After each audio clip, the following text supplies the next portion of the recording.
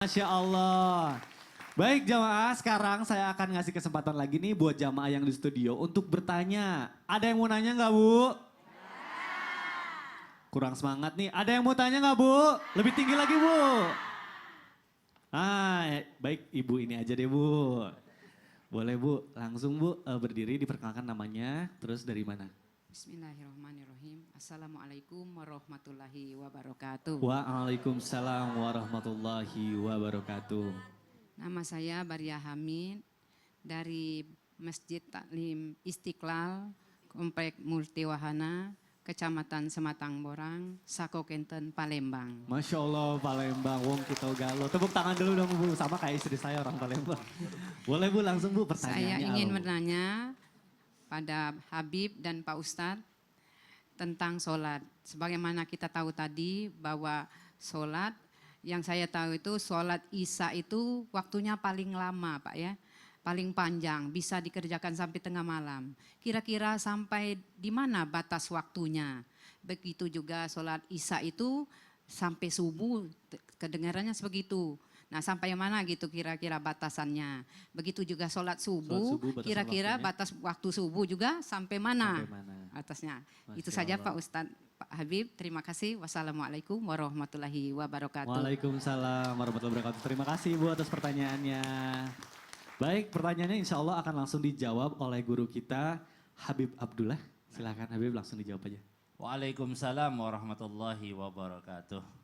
Ini bukti kita peduli sama yang namanya sholat. Betapa precious-nya sholat, betapa berharganya sholat sehingga memiliki waktu dan ketentuan yang pasti. Dan subhanallah waktu Isya itu waktunya cukup lama. Sampai makan waktu sekitar 8 jam mungkin sekitar. Ya ini diterangkan di dalam kitab Safinatun Najah dan beberapa kitab yang lainnya di dalam madhab al-Imam Syafi'i. Min ghurub asyafaqil ahmar ila tulu al-fajr as-sadiq. Dari terbenamnya ufuk-ufuk ataupun yang berwarna merah, awan-awan yang berwarna merah sampai terbitnya fajar.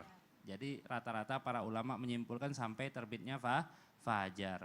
Nah kadang-kadang kita punya waktu nih nggak tentu waktu sholat. Yakni berubah-ubah. Setiap tahun itu berubah-ubah. Setiap biasanya antara hari ke hari itu berubah-ubah. Karena apa? Karena pergeseran matahari. Matahari itu setiap harinya itu dia kurang lebih bergeser 23,5 derajat. Makanya agak berubah-ubah. Saya subhanallah kalau di Palembang, dulu saya di Palembang juga, kita ada jadwal waktu setahun biasanya kalau jingok dilanggar ya, kalau lihat dilanggar biasanya ada jadwal waktu setahun. Nah itu kadang-kadang kita ketahuan, tahu antara bulan yang ini, bulan Juni, bulan Agustus itu beda-beda biasanya. Wallahu a'lam. Wallahu a'lam. Baik, nah selanjutnya Ibu juga tadi bertanya kalau sholat subuh itu batas waktunya gimana? Boleh langsung dijawab oleh guru kita Ustadz Ahmad kan? Bismillahirrahmanirrahim. Diterangkan di dalam kitab Nailur Roja Syarah Safinatun Najah bahwasanya wa awal waktu subhi inda tulu'il fajri shadiq hatta tatlu asyams. Waktu subuh itu pada saat terbitnya fajar shadiq. Terbitnya fajar shadiq sampai naiknya matahari. Ketika matahari naik ya maka waktu subuhnya habis. Intinya jangan suka menunda-nunda di dalam mengerjakan sholat. Kerjakan di waktu fadilah. Ada waktu fadilah, ada waktu ikhtiar, ada waktu jawas bikarohah, ada jawas bila karohah, ada waktu hurmah. Tapi kita dianjurkan oleh ulama untuk mengerjakan di waktu fadilah di awal waktu. Kenapa? Kata Rasulullah SAW, ahabul a'mal ilallah as-salatu fi awal waktiha. Sesungguhnya amal ibadah yang paling dicintai oleh Allah Subhanahu wa taala adalah salat di awal waktu. Tetapi di dalam madzhab Imam Syafi'i wa yundabu ta'khiru salatil isya ila guru bisa fakil abyad. Disunahkan untuk mengakhirkan sholat isya sampai terbenamnya mega putih. Jadi ada mega kuning, mega merah, mega putih. Nah ketika di mega putih itu disunahkan untuk mentakhirkannya. Tetapi selain daripada isya maka dianjurkan untuk menyegerakannya di awal waktu. Tetapi bagi orang yang khawatir isyanya kalau di waktu sunnah dia tidak mampu melakukannya maka di awal waktu lebih utama. Masya Allah. Jadi kalau misalnya bangun tidur fajarnya udah terbit, itu subuhnya udah nggak boleh ya Ustadz ya? Kalau fajar sodik terbit ya itu tandanya kalau awal waktu. Udah lewat, misalnya bangunnya jam 7. Kalau matahari sudah keluar, iya. Ya itu tandanya sudah habis. Sudah waktu habis, ya berarti nggak boleh ya Ustadz? Ya. Masya Allah, baik. Terima kasih Ustadz Ahmad Khan. Tepuk tangan dulu dong Bu. Masya Allah, luar biasa sekali tema kita hari ini. Semakin seru ya, kita akan bahas lagi lebih dalam. Nah selanjutnya kita akan tanya sama guru kita Ustazah Nabila. Ustazah boleh berdiri di tengah-tengah sini. Saya mau nanya lagi nih Ustazah. Biasanya kan ibadah sehari-hari yang paling sering kita lakuin itu di ujung waktu sholat. Karena saking banyaknya kerjaan nih, sibuk. Nah, gimana ya kalau misalnya akhirnya sholatnya tertunda, misalnya zuhur mepet sama asar. Nah itu hukumnya gimana? Karena kan katanya ganjarannya itu nggak sempurna atau setengah atau malah bahkan nggak dapat sama sekali. Baik. Langsung Nanti dijawab kita aja jelaskan. Ustazah, Iya, terima baik. kasih, silakan. Baik, bismillahirrahmanirrahim.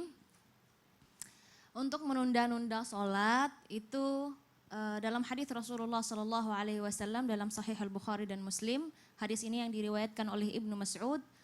Para sahabat radhiyallahu anhu bertanya kepada Rasulullah, ayyul amali ahabbu ilallah. Ini saking merekanya ingin berlomba-lomba dalam kebaikan. Dan pas juga sepertinya yang bertanya ini suka nunda-nunda sholat. Jadi ketika dia bertanya, amal apa yang disukai oleh Allah Subhanahu wa taala, maka Rasulullah menjawab, as-salatu fi awwali waqtiha. Salat di awal waktu. Jadi kalau kita salat di awal waktu, sudah azan, kita langsung misalnya qobliyah atau langsung melaksanakan salat fardu, itu kita sudah mengamalkan sesuatu yang disukai oleh Allah Subhanahu wa taala. Ibu-ibu di sini kalau misalnya suaminya suka misalnya cendol, dibeliin enggak? Beliin. Misalnya suka gorengan kalau sarapan, dibuatin enggak? Dibuatin. Ini sesuatu yang disukai dan dicintai oleh Allah Subhanahu wa taala, yaitu melaksanakan salat di awal waktu, maka kita seharusnya lebih semangat lagi. Karena kita di dunia ini mencari apa? Mencari ridha Allah Subhanahu wa taala. Dan kita diciptakan untuk apa? Diciptakan untuk beribadah hanya kepada Allah Subhanahu wa taala. Maka kita seharusnya tidak boleh menunda-nunda. Jadi kalau misalnya nih, terus kalau biasanya emak-emak nih biasanya ya, emak-emak biasanya sibuk 24 jam ya. Iya, sibuk 24 jam gimana? Misalnya pagi sebelum subuh sudah bangun, bukan tahajud nyiapin sarapan. Iya. Setelah subuh bukannya sholat, malah nyiapin baju-baju, pakaian dan lain sebagainya. Nah, di sini misalnya kita ambil kita nunda nih, kita usahakan kita segerakan karena sholat juga tidak memakan banyak waktu. 5 menit juga gak nyampe, ya kan? Apalagi sholat subuh. Ya, jadi maka kita seharusnya menyegerakan sholat di awal waktu. Yang pertama kita akan mendapat ibadah, kita akan mendapat pahala yang luar biasa karena kita melaksanakan sesuatu yang Allah mencintainya. Dan 2, kalau kita telat sampai kelewatan waktunya, itu kita dosa. Apalagi yang sengaja. Nah, kalau nggak sengaja itu seperti apa? Seperti misalnya kita udah mengirakan nih waktu untuk misalnya masak siang nih. Misalnya biasanya selesai jam 1, tahu-tahu ada tetangga datang apa segala macam, tahu-tahu udah lihat jam udah mau asar. Sebelum nunggu nanti aja sekalian wudhu untuk sholat asar, nggak boleh. Maka segerakan sholat zuhur nanti sambil nunggu asar. Jadi kalau ada pekerjaan-pekerjaan yang bisa membuat kita terlambat sholatnya, ya tapi jangan sampai kita terlalu mepet. Karena kalau sudah terlalu mepet berarti kita sengaja. Kalau sengaja itu berarti kita sudah dosa. Nah, dan juga ini dosa ini misalnya kita nih ketiduran. Qailulah misalnya, ketiduran tahu-tahu bablas. Misalnya tidurnya biasanya habis maghrib nunggu suami belum pulang nggak datang-datang misalnya sampai isya. Bablas isya. Jadi sholat maghribnya ini gimana? Ya, jadi kalau tidur itu kan rufi'an hut taklif, karena tidur maka ketika bangun seharusnya melaksanakan segera.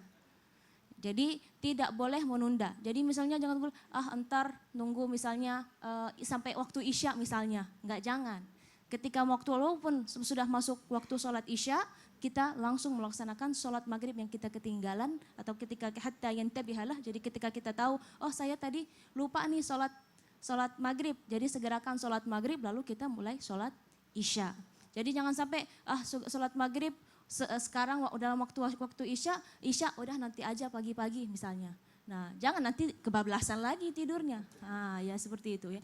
Jadi kita usahakan untuk apa? Untuk melaksanakan sholat di awal waktu. Dan kalau bisa sebelum azan kita sudah wudhu. Nah itu lebih baik lagi. Jadi kalau azan Allahu Akbar kita langsung sholat. Masya Allah, ini ibu-ibu yang mudah-mudahan insya Allah menjadi penghuni surga. Karena apa? Karena di antara sifat-sifat wanita penghuni surga, apa? Tudawim ala salah. Dia mudawamah ala salah. Dia menjaga sholatnya. Karena Allah subhanahu wa ta'ala berfirman, Inna salata kanat ala al-mu'minina kitaban mauquta, bahwa sholat itu sudah ditentukan waktunya, maka kita tidak boleh untuk menunda-nunda, seperti itu. Masya Allah, jadi ganjaran orang yang sholat tepat waktu dengan yang menunda-nunda beda ya Ustazah ya? Beda. Jadi semakin baik, semakin sempurna kalau kita begitu azan langsung sholat. Masya Allah, Seperti itu. jazakillah. Terima kasih Ustazah. Tepuk tangan dulu dong Bu buat Ustazah Nabila.